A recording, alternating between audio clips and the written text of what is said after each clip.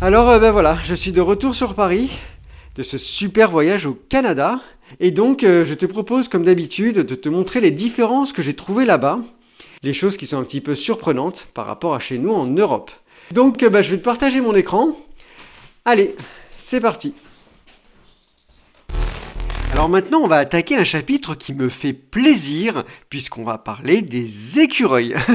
Alors là-bas, il y en a de partout, c'est super, ils sont trop mignons. Alors il faut quand même savoir que les habitants en ont marre, car apparemment ils s'infiltrent de partout et ils font des dégâts. En tout cas, moi j'ai adoré, je t'ai fait un petit montage, regarde.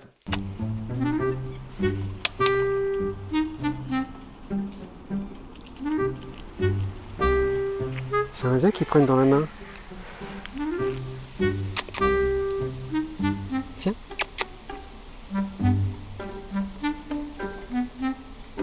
Il est trop mignon. T'en veux encore?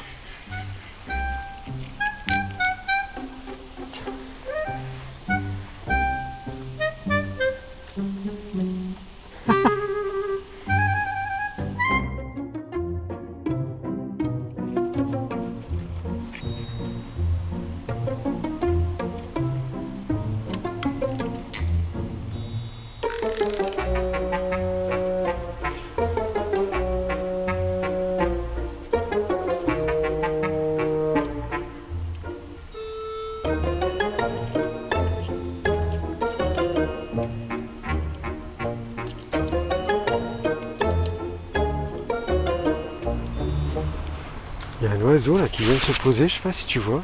Il est rouge. Il a la tête rouge. Oh, il est retourné. Il est revenu lui. T'as encore faim? Bon, c'est la dernière. Hein. Parce qu'après, moi j'en ai plus. Oh la vache!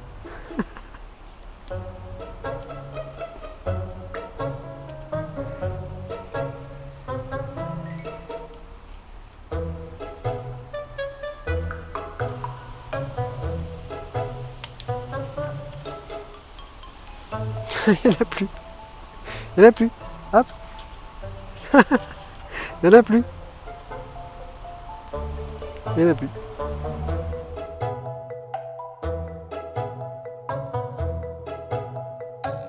Alors là, tu as vu deux écureuils différents.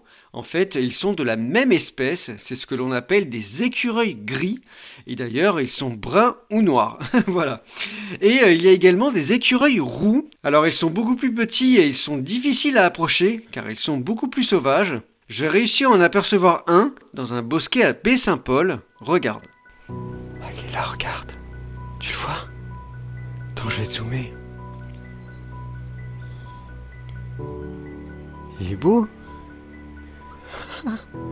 Trop chou.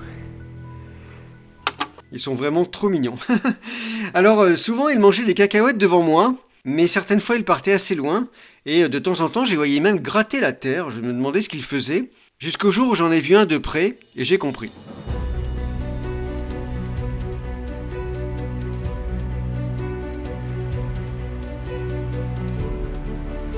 C'est marrant, il creuse.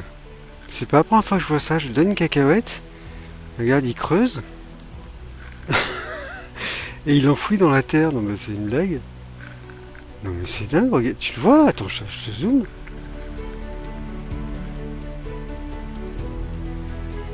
Voilà, tu vois, il l'a plus dans la...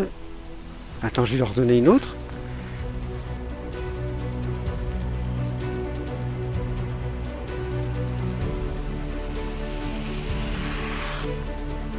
Alors, regarde, il l'enterre quoi.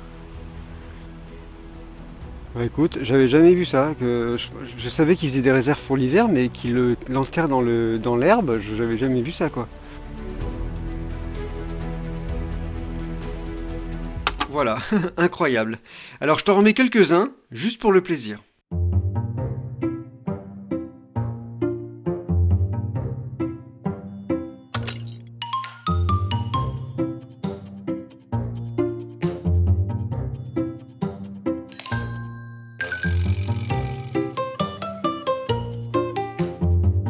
Mais lui, il vient carrément réclamer quoi.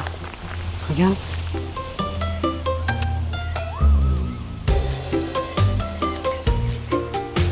Il est trop mignon.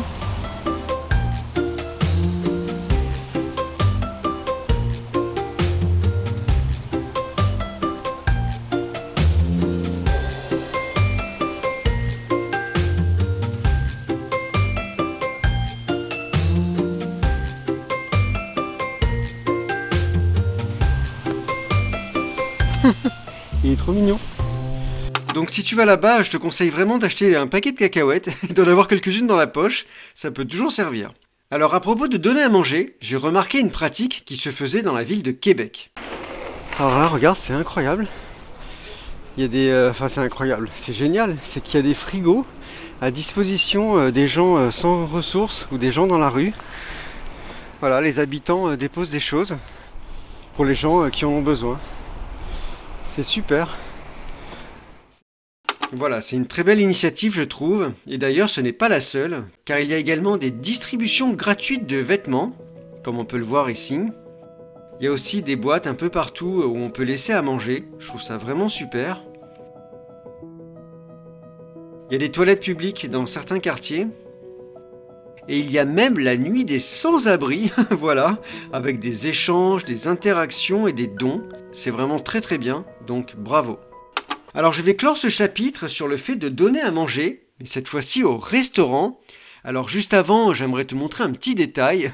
Je suis allé avec un couple d'amis dans un sushi à volonté, et regarde ce qu'il y a écrit sur l'enseigne. Oui, ça paraît incroyable, mais on peut apporter notre boisson. En fait, c'est une pratique qui a commencé dans les années 80 et le label donc Apportez votre vin a été adopté par de plus en plus de restaurateurs. D'ailleurs, en parlant de ça, au Québec, il est de coutume, si tu es invité chez quelqu'un, de ramener à boire, donc ça c'est comme en France, sauf que là ce n'est pas forcément pour les autres, mais c'est ce que tu vas boire toi durant la soirée. D'ailleurs, lorsque tu repars, tu reprends les bouteilles que tu n'as pas bu, voilà. Ça peut sembler un peu surréaliste, mais bon voilà, là-bas c'est courant. Donc pour revenir au restaurant, regarde le serveur que l'on a eu, c'est assez surprenant. Oh, c'est pas trop ça. Ah, c'est ça. Mais il y va au... Faut le caresser. Non, c'est sur la tête. Ah.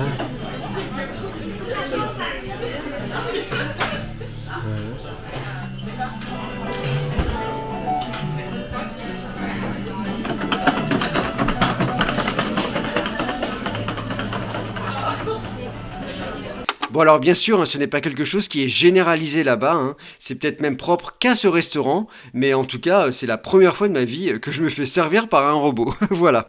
Alors en parlant de service et de commerce, si tu vas là-bas, il faut que tu saches que les prix qui sont indiqués en magasin ne sont pas les mêmes que tu retrouveras sur ton ticket de caisse à la fin, puisque en effet, deux taxes viennent s'ajouter, la taxe fédérale et la taxe provinciale, qui d'ailleurs s'élève entre 5 et 15% selon les provinces. Alors là, regarde, je te montre un ticket. Là, il y a le prix qui est affiché dans les rayons. Et ensuite viennent s'ajouter les deux taxes, là, juste en dessous. Et d'ailleurs, tu remarqueras que là-bas, on ne paye pas en espèces, mais on paye en argent. Voilà, encore un mot différent de chez nous. C'est assez drôle d'ailleurs que la caissière nous demande « Vous payez en argent ?» Oui. Voilà. Alors on va rester dans l'alimentation et la restauration, car figure-toi qu'à la ville de Québec, il y a un restaurant secret. Regarde. Alors aujourd'hui, je t'emmène voir une porte. Voilà, c'est celle-ci. Figure-toi qu'ici se cache l'un des bars les plus secrets de Québec, puisque du coup, il n'y a aucune enseigne, rien n'est indiqué nulle part. Il n'y a que les gens qui connaissent qui peuvent venir, voilà. Donc ça s'appelle le J-Jacques. Voilà. Alors ce restaurant est spécialisé dans le poisson et les fruits de mer, et il a ouvert en 2019. Voilà, c'est vraiment incroyable. Alors maintenant, je vais te parler d'une autre porte qui est tout aussi mystérieuse et qui se trouve également dans la ville de Québec.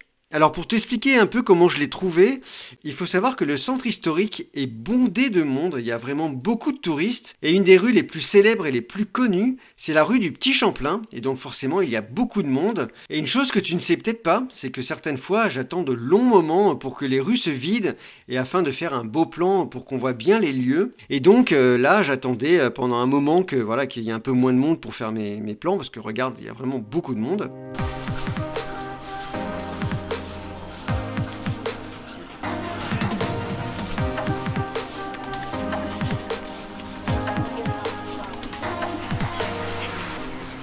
Et pendant que j'attendais, j'ai remarqué que beaucoup d'Asiatiques prenaient en photo une porte et se prenaient même en photo devant. Alors c'est vraiment une porte qui n'a absolument aucun intérêt, hein. Il n'y a aucune décoration, il n'y a même pas de poignée sur cette porte. Et d'ailleurs j'ai même lu que c'était une sortie de secours du théâtre qui se trouve juste derrière. Et donc j'ai fait des petites recherches sur internet.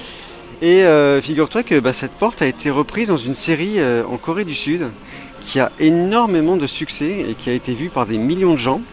Et donc le héros principal, qui est un peu le Brad Pitt là-bas, qui est vénéré comme un dieu, donc qui s'appelle Goblin ou Gobelin dans la série, passe au travers des portes. Et à un moment donné, il passe au travers de cette porte et il arrive ici au pays des érables. Voilà, ils ne disent pas le mot Québec, mais le pays des érables. Et donc en fait, les Asiatiques font le voyage uniquement ici pour voir cette porte. C'est un truc de dingue.